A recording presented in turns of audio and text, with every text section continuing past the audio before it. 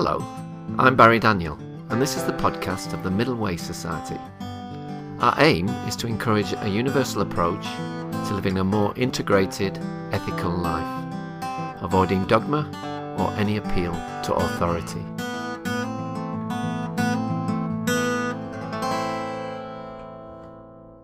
We are joined today by British author and journalist Toby Jones. Toby was educated at Jesus College, Oxford, and then worked at the London Review of Books and the Independent on Sunday.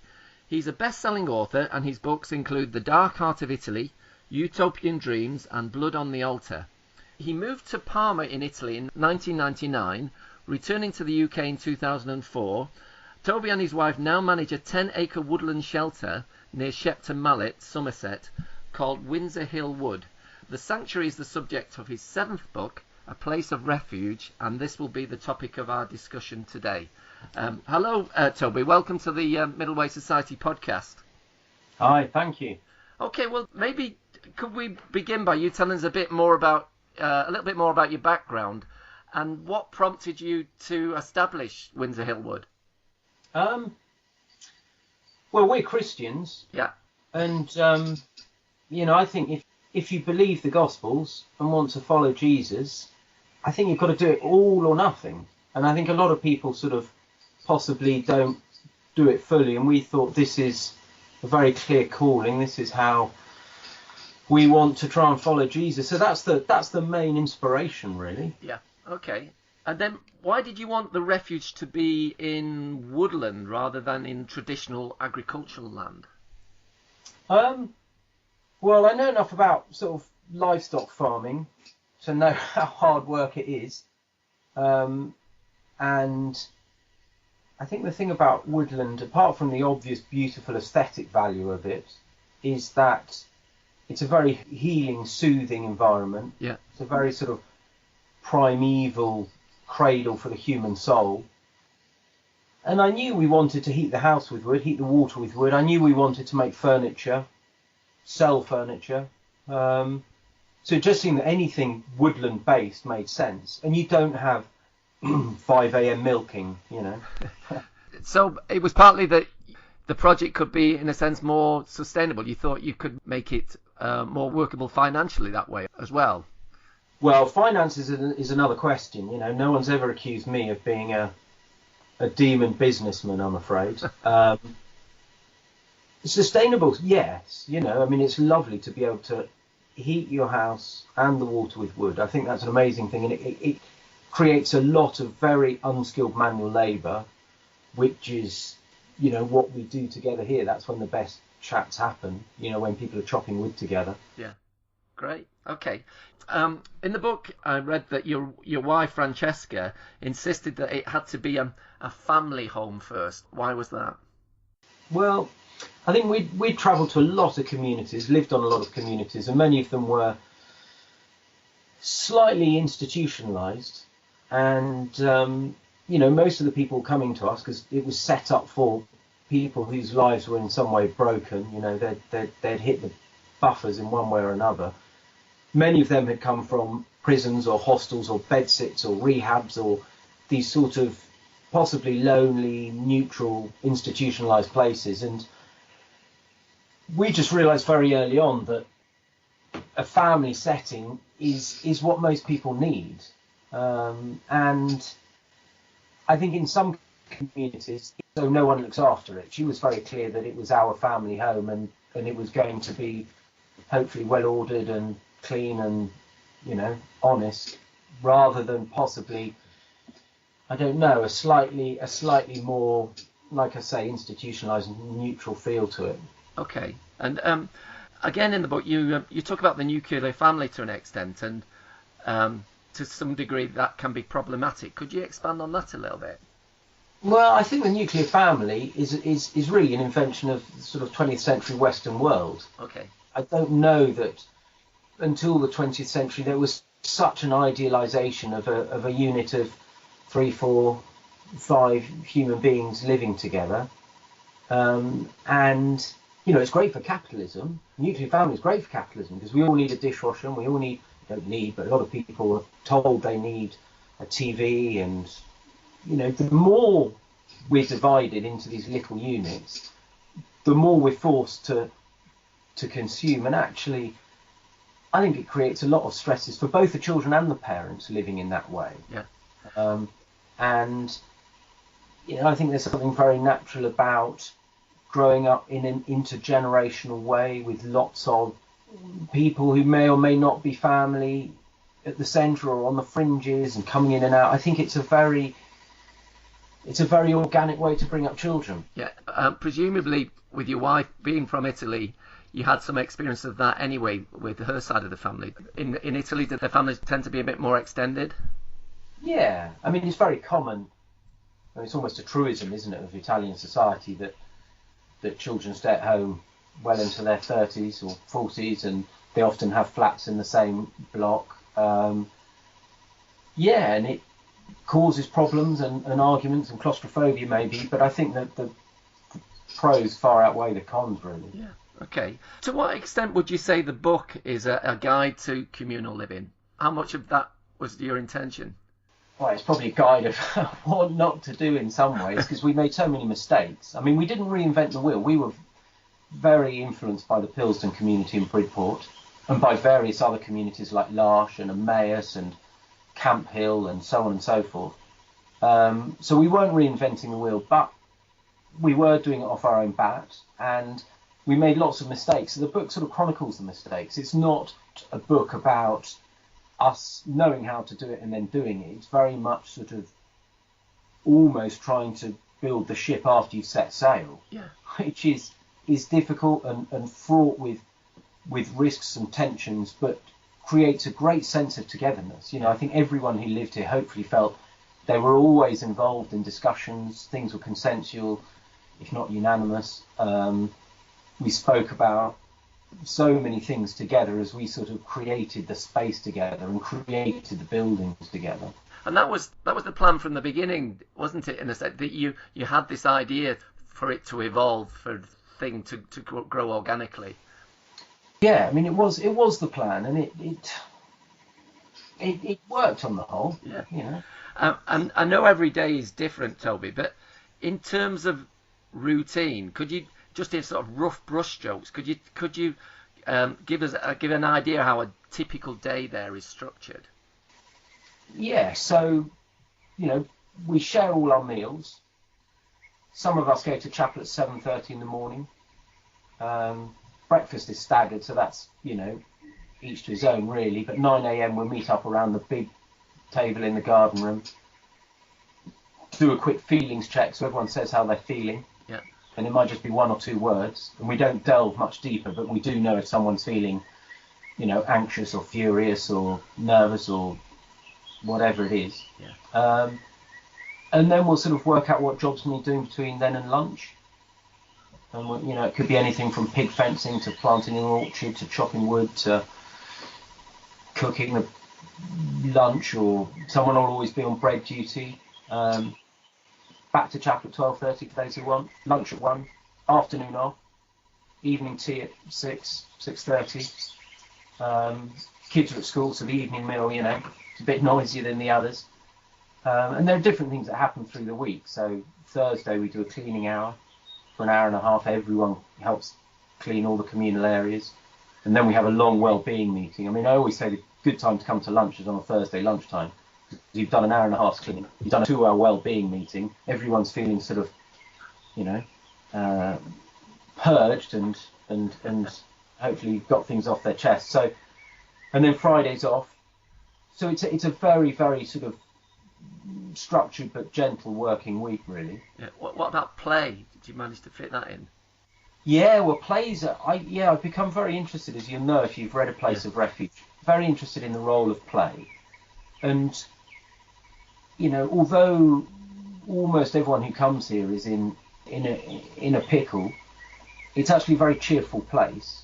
And so when we're working together, there's a lot of laughter, a lot of banter, and we have endless amounts of board games and musical instruments, and looking out the window now I can see a trampoline and a football pitch and a table tennis table and a badminton net. So it's endless sort of endless play. I mean, the whole thing in a way is playful, Yeah. in a quite serious way as well as a sort of a frivolous way. So yeah, people learn about rules and fairness and discipline, and there are good lessons in play, aren't there? Yeah. And you mentioned rules. How did your ground rules evolve? Is that going back to what you were saying earlier, that it was quite a difficult process? It was difficult in as much as you don't think that you'll have to put on there, don't skin the Joneses cat. Yeah. That never happened. That's a silly example, Yeah. but you don't think you have to list all the things that shouldn't be done. And then as years went by, we added things like there mustn't be any pornography on site, mustn't be any gambling on site, there'll be no swearing in the house. The subtler things, when the big things were already set. So, it was always a dry house. Say always a dry house. In the first year it became a dry house when it became apparent that a lot of people coming to us were in recovery. But yeah, it's the little things that were harder, the things you didn't expect to have to become a stickler about. Yeah. No, that makes sense. But how did you sort of achieve the balance between rules and spontaneity, or is that a constant juggling act? Yeah, I mean, that's what you're talking about on the middle way. That was always a very, very difficult one to balance because, on the one hand, we were living with people who, as they admitted themselves, would rush headfirst into any boundary that was ever set and had been rule breakers all their lives, and that's perhaps why they ended up with addiction issues or whatever other issues they had. And yet there were plenty of circumstances in which I had to go against, the very black and white rules that we had on the communal notice. I mean, to give you an example, we, in year 3 or 4, decided it would be a rule that there could be no money lending between people here, because there were always people trying to blag a quid or two, and if you've lent 2 quid to Kevin, then when Gary asks if you can have a 5, you kind of have to say that because otherwise he thinks you prefer them. And yeah. So you say no money lending, but then someone who's been living with you for 6 months says, "Oh, we live miles from a cash point," says, "Oh, can you give me a couple of quid for this or that?" You do, and it can come back to haunt you if then further down the line a grand has been slushing between A and B, and so that's an example of just one of many of when it did need flexibility, and it also needed absolute cast iron rules at the same time. And we will always have people who were either side of me, the people who were incredibly strict law abiders and couldn't be anything else because perhaps they were autistic, or perhaps for religious reasons or whatever it was, they were in recovery, they couldn't have any flexibility. And other people who thought, well, this is, a family home doesn't have these absurd rules that if you're a minute late for tea, you have to go and eat in your own bedroom or something. We never did that. But, the rehab is, by its nature, very, very strict. And we were, in part, trying to be a rehab as well as being a family home. Yeah. So it was a tough one to juggle. Okay.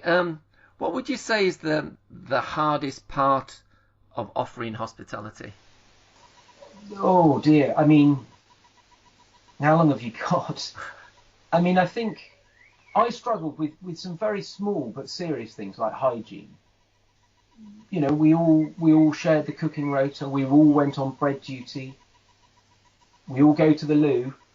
So if there's someone who just isn't washing their hands, or if someone's got an unpleasant habit, then that I found difficult. And it's a tiny thing. You would think it would be about the theology or the geopolitical situation, but it wasn't for me. I mean, I think it was about hygiene. It was about the sort of more serious, difficult things were perhaps like. What about your own limitations? What about showing your own fallibility? Yeah, I think, that's just what I was going to say. Yeah, I think it's about, you see your own imperfections every day. Yeah. And you don't only see them yourself. You often, invariably, have someone else pointing them out to you. And that's hard. If you live by yourself, you can be pretty close to perfect, probably. Yeah. Or you kid yourself you are. But it was something that I really liked about the book, Toby, it was a real warts and all account of the experience, and you really don't hold back, especially about yourself. Presumably through the whole experience you've got to know yourself a lot better. Yeah, yeah, yeah. I think I have. I mean, yeah, it's very hard, isn't it, to sort of put in a few sentences the experience of 6 or 7 years, you know. But I think, like I said at the end of the book, I think it's made me both more sympathetic towards people, but also, I'm afraid, slightly more sceptical or cynical about them. I've become tougher, I suppose. You know, I think my fault at the beginning was to always see the best in people, with quite, you know, painful consequences. And now I sort of ask some pretty tough questions, and I'm afraid to take a slightly dimmer view of the world or of human nature. But I still think that sort of throwing open your doors allows far more good than bad in. You know, I think there are so many good people wanting to open the doors, and you know, there are bad apples, but they're far fewer than the good ones, and I've become better at weeding them out, I'm afraid. Yeah, I think there was also seemed a turning point in the book when you were struggling for a while, but then you got like a sort of management committee, and they really helped you see that, you know, you need to take as much your needs into account in order for it to work. There was a balance there that you seem to found that very helpful, that you got someone looking from the outside who had a sort of wider perspective at times of what was going on. Yeah, that was extraordinary to have a bunch of advisors, very sort of wise. I'd call them elders, but they're not that elderly. And I think, you know, in terms of us looking for successors to this place, either we would gather around them or encourage them to gather around themselves, an informal body like we had. We were never a legal structure. It was a sort of, we had a governing document and bank accounts and second signatories and all the like, but it was never a charity or a community interest company. It was just a bunch of people looking out for us and all our guests. Yeah. And they often, you know, exhorted us to do things which went against our nature, and I was actually against following their advice, and we did, and realised they were right. Yeah. Yeah. Can we move on a little bit to talk about the guests in a bit more detail? For me, Toby, a good friendship is one that has a sort of good balance between reassurance and challenge, and that was something that you obviously were attempting to cultivate at Windsor Hill. What was it you're trying to inculcate with the guests? What were you trying to do? I think really give them enough space and peace and work and rhythm and company and good food and lots of sleep, that they could get sort of physically and emotionally and spiritually healed, if you like. Yeah. And I mean, you know, healing's a big word, and I know plenty of people would use a different term. I mean, to sort of give them a bit of robustness so that they could go back out to the so-called real world and go back to their families or friends or careers or whatever it was. So that was our aim. Yeah. And again, in terms of a middle way, you know, I was thinking before sort of talking to you today about, you know, what were the things where there was always needed to be a balance. And one of the ones that was very difficult to judge was between reassurance and challenge. Yeah. Between endorsing someone and questioning them. Yeah. And it takes great sort of tact and insight to know when you need which. And I'm afraid I got it wrong a lot, and other people got it wrong as well. But I think, you know, that in all communities, and well, not all communities, in certain sort of iconic communities and lots of rehabs, there is a culture of sort of, you know, finger pointing and criticism and bearing the sort of stripping bare the person who sat opposite you. We tried to be much less judgmental, but we were sort of, I suppose, sometimes judging people, trying to work out what they needed or why someone's life was in the position it was and how we could help them see a way through that. And I think the role of counsellor or life coach now sounds very professional. You know, you give over your 30 quid or 50 quid an hour or whatever it is, and you have no friendship, and it's all very distant, and you're told when it's time to leave the room. Whereas the older sort of notion of counsel, of just giving someone advice if they want it, is what we were trying to do. And we were often criticised for not being professionals. And as I say in the book, our whole philosophy was almost anti-professional. You know, we believe, like George Bernard Shaw, that professionalism is a conspiracy against the laity. You know, I think a loving family home with good food can do as much good as a 50-minute counselling session. And I think that's why the therapeutic community sometimes were very generous and kind about us, but often they were very spiky and defensive about what we were doing. Was there ever a danger of it becoming a cult? No, never.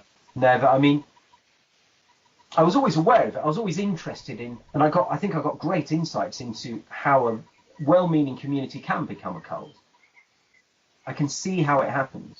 And I think I listed in the book, you know, a few occasions in which, you know, people would idealize you wrongly. I always said to them when they got here, don't idealize us and don't demonize us, please. But they did. Yeah. They often wanted to break ties with their families. They wanted to chuck money at us. You know, I can see how it would have been easy to become a cult, but no, there was never any danger of that. Yeah. You know, I joked that we were benevolent dictators.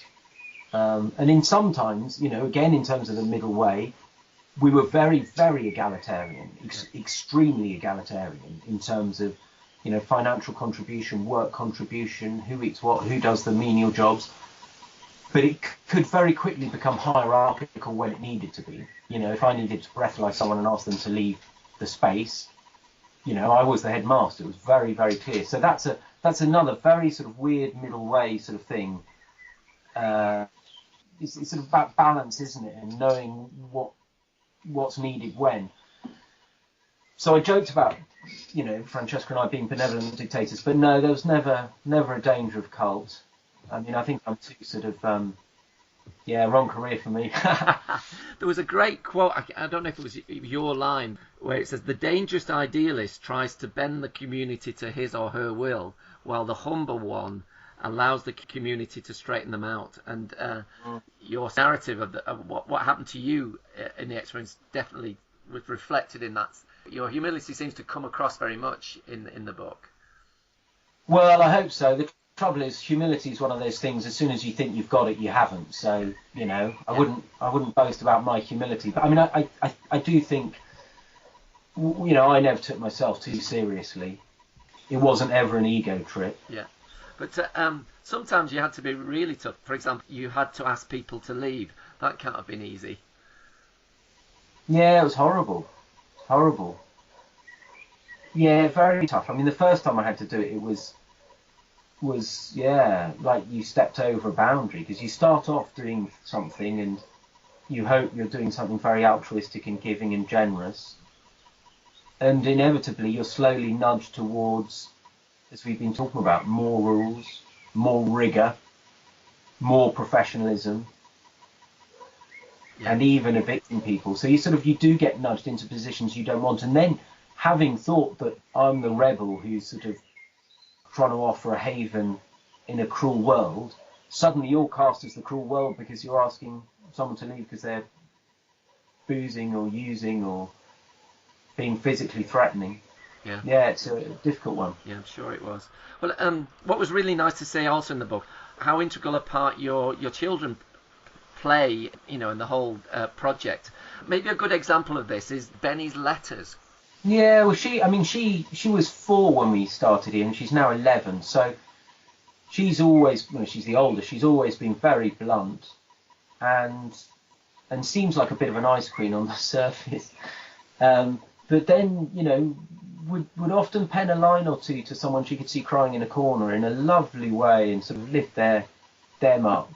And there's a bluntness to children, isn't there? A sincerity. I mean, I remember when one guy sitting around the table was talking about his time in prison, and everyone was desperate to know why he'd been in prison but didn't want to ask. And of course, Benny piped up and just asked him straight out.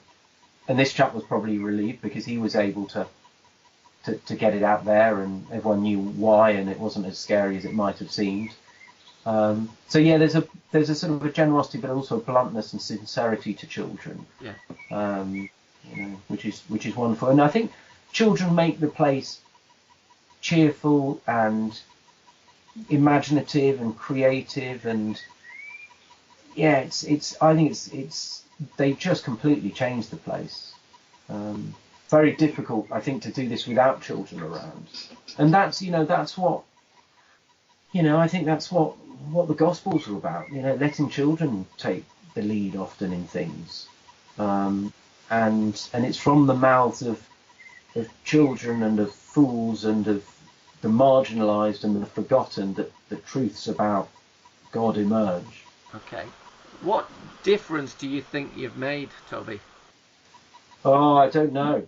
I really don't know. I mean, I think, yeah, it's very, very difficult to judge outcomes, isn't it? And I know rightly, trusts who are donating money or government agencies or statutory bodies want to know outcomes, they want to know numbers and percentages, but in human nature you can't be quantitative, and we always try to evaluate what we were doing, but it's very, very difficult. I mean, quite often people would leave and we wouldn't hear from them again. Having had a very intense 6 or 9 months, 12 months living with us, and I would send the occasional email, but I didn't want to sort of be on someone's back and phoning them and seeing how they're getting on. So I'd sort of let them drift off. And then very often, it happened to me just yesterday actually, after years silence, someone would come back and we'd have a long chat about what it had been like for them, and I'd say what it had been like for us having them living with us. And it's a life changer, I think, for almost everyone.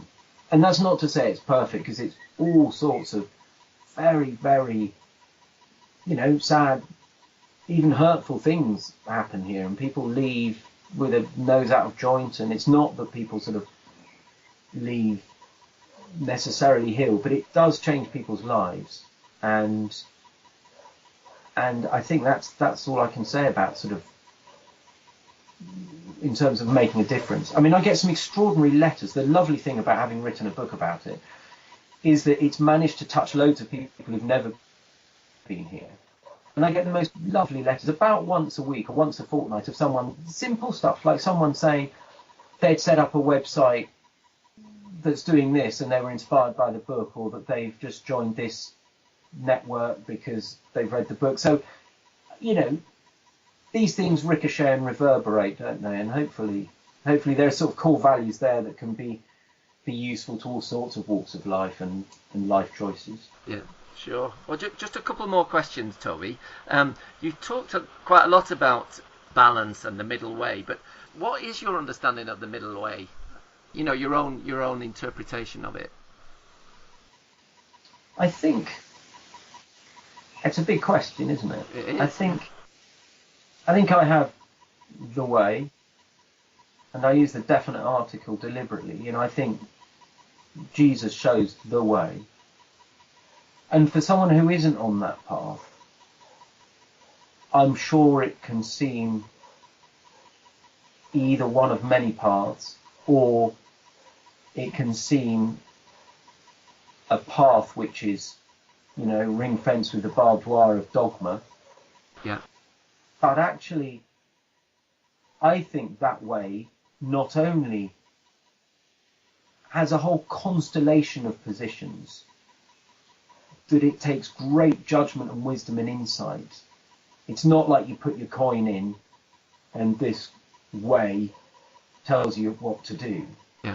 So it's a sort of, there's a personal response to that way, and it's a liberating way, not a way that is already mapped out for you and you've got to follow. It's a very, very creative way. I think that's all I can say at the moment, Barry. That's a great answer. It's a fascinating concept. I mean, I would love to sort of, think more about it. I expect we'll have an email exchange maybe in months to come. Great. Okay. If people wanted to find out more about your work or the Windsor Hill Wood project in general, in practical terms, how would they go about it? Well, at the risk of sounding very self-promotional, I mean, Go for it. read a Place of Refuge. You know, that's the sort of in-depth description of our sort of communal project. And I've written lots of other books. You know, if people like that style of writing, I've written lots of books, and yeah, I'm always happy for people to get in touch with me. I mean, I'm sort of a slow correspondent, but a very faithful one. So you know, I feel it part of our duty here is to sort of be open not only to guests who walk through the door, but open to guests who walk through your inbox. So yeah. Yeah, and the website itself of the project? WindsorHillWood.co.uk, and my personal website is Tobias-Jones.co.uk. So it's easy to get in touch. Brilliant. Okay, well, I can't recommend the book highly enough, Toby, and it was quite inspirational for me because me and my partner, we presently got our own property up for sale, and we're thinking of going into a sort of co-housing situation, which is maybe not full on as what you're doing, but what, as I said earlier, what was really helpful was the book showed that, you know, living with people, although there's lots of joys and stuff, there's conflict is an element of living together, but it's something that you seem to embrace at Windsor Hill, and it's not deterred me in any way, but I'm under no illusions about actually living communally. I've done it a bit in the past as well, but it was that was a big help. No, I'm glad. You're forewarned. Yeah. Okay. Anyway, thank you very much for giving up your time today. Hey, no, it's all Barry. Good luck with the co-housing thing. Let me know how it works out. Yeah, we've had our place on the market a couple of years now, so it might be a while yet. Yeah. Okay. Anyway, great to talk to you. Yeah. Yeah. Cheers, Barry. All the best.